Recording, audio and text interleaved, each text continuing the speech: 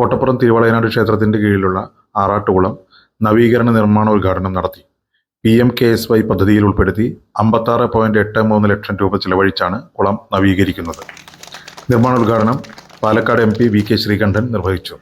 കുളം നവീകരണം പൂർത്തിയാക്കാനും കരഭാഗം mini garden പോലെയാക്കി മനോഹരമാക്കാനും മതിയായ തുക കേന്ദ്രാവിഷ്കൃത പദ്ധതിയിലൂടെ നൽകാമെന്നും ഉദ്ഘാടന പ്രസംഗത്തിൽ MP അറിയിച്ചു.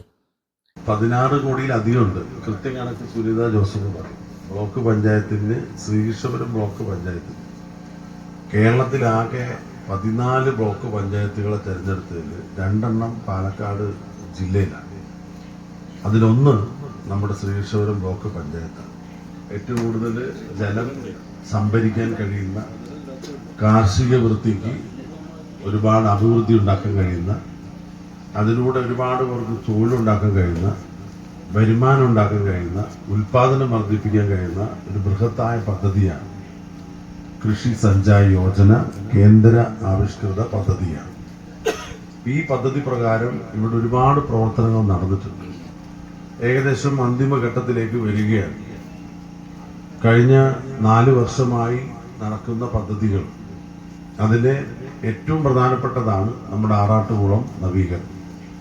അതിലെന്തായാലും ഇത്തരത്തിൽ വിവിധ മേഖലകളിലേക്ക് വെച്ച ഫണ്ട് ഒരുമിച്ചാക്കി സ്വരൂപിച്ച് ഇത്തരത്തിൽ ഒരു 57 ലക്ഷം രൂപയുടെ ഒരു പ്രോജക്റ്റാക്കി മാറ്റിയതിൽ പഞ്ചായത്ത് മുഖ്യ പങ്ക് വഹിച്ചിട്ടുണ്ട്, ബ്ലോക്ക് പഞ്ചായത്തും പങ്കുവഹിച്ചിട്ടുണ്ട്.